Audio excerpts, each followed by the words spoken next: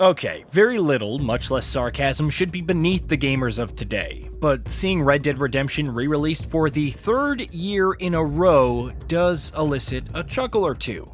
Regardless, Rockstar Games' Wild West classic, inspired by the likes of Unforgiven, The Wild Bunch, and many more, launches on December 2nd for Xbox Series X and S, PS5, and Nintendo Switch 2. It's also available for iOS and Android users who have subscribed to Netflix, but seeing the open world title make the jump to current-gen platforms, one has to wonder what's in store.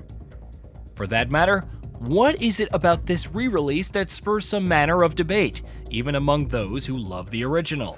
We'll dive into all that later, but for now, you can look forward to 4K 60fps on PS5 and Xbox Series X and S.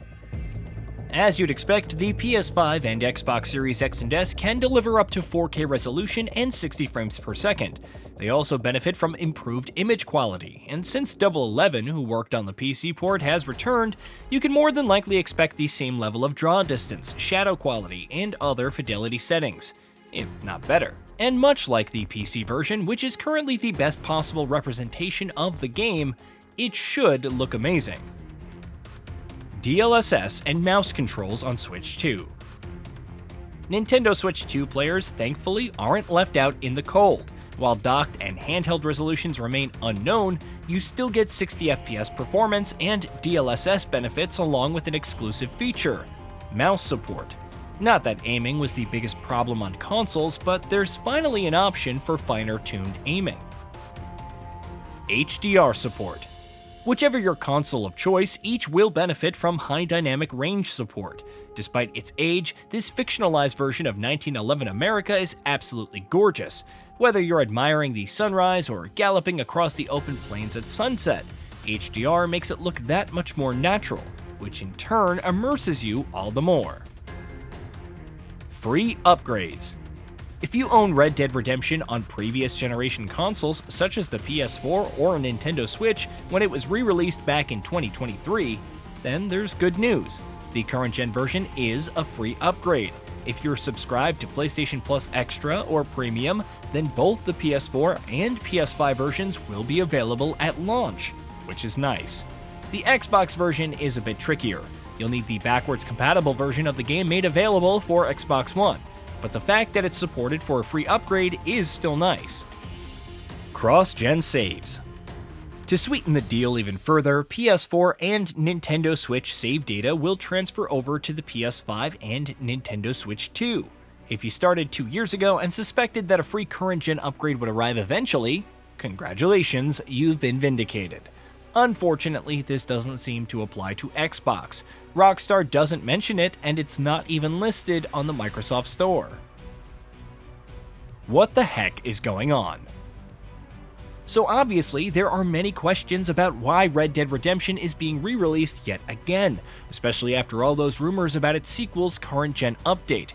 And while we may never know, for those who don't know, this is essentially a sequel to Red Dead Redemption 2. It stars John Marston as he's coerced by the Bureau of Investigation to hunt down his old allies from the Van der Linde gang. We won't go into further detail since that would spoil the surprise, but suffice it to say that it is an epic journey. The good old days. Former lead writer Dan Houser breaks down Red Dead Redemption quite succinctly.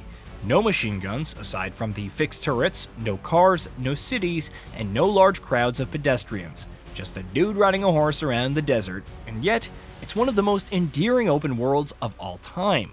You'll explore fictionalized versions of the western US, which fans estimate is about 11.984 square miles. It seemingly pales in comparison to Red Dead Redemption 2's map, which is reportedly 29 square miles, but it's still fairly sizable.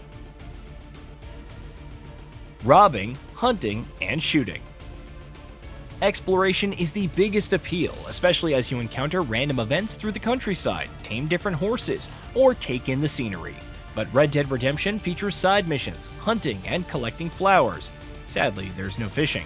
John can also partake in some arm wrestling, treasure hunts, showcase his mastery in sharpshooter challenges, herd cattle, rob trains, clear out hideouts occupied by gangs, and my favorite, five-finger fillet. The Bounty Hunter and the Hunted. There's also bounty hunting, where you can hunt down wanted criminals and take them dead or alive. The latter is a great way to showcase your lassoing skills and even offers a larger payout. However, bounties can also be placed on your head if you commit enough crimes. The more rampant your crime spree, the more bounty hunters come after you unless you pay the fine or use a letter of pardon, which brings us to the honor system. Depending on your actions, the public will either view John Marston as the good guy or a no-good scoundrel. If your honor is high, then you'll be welcomed by townsfolk and won't even have to worry about stealing a horse. But if it's low, people will treat you with suspicion and even avoid offering their services. It plays into the kind of outlaw you want to be, and works quite well. Combat and Deadeye. Though it doesn't boast as extensive a gun collection as Grand Theft Auto, Red Dead Redemption still offers old-school revolvers, shotguns, rifles, and the like for gunfights. While you can take cover and peek out to aim at enemies, blind firing is also available. Aiming at a target's legs or arms is a good way to incapacitate them, but the main calling card of the series is Deadeye, a slow-mo mechanic where you can individually mark enemies. Once it ends, John unleashes a hail of bullets, taking down all the marked targets simultaneously. It truly is high noon everywhere in the world. What's in this re-release? So you know what to expect from Red Dead Redemption, but what about the re-release? As Rockstar noted, it's based on the Game of the Year edition, which includes the base game, the non-canon Undead Nightmare expansion, and additional outfits from DLC like hunting and trading. You can also access single-player extras like the Golden Guns, which confer more fame on kills, the Deadly Assassin outfit, which causes Deadeye to recharge faster, the Warhorse, and so on. What's not included? The downside is that there's no multiplayer support, which is a problem because the original release was pretty robust in that department. So no competitive modes, no co-op posses of 8 players that can assault gang hideouts, etc. That also means no additional maps or Red Dead Revolver characters from the Legends and Killers pack, or the 6 additional co-op missions introduced in Outlaws to the End. And no, not even challenging other players to a horse race. Playtime. If you're cruising through the story, Red Dead Redemption will take about 18 hours or so, which can easily go up to 26 if you play the side content, while a completionist run is about 46 hours on average. Chuck in Undead Nightmare, which is about 6 to 8 hours for the story and all side content, and you have a pretty extensive amount of content overall.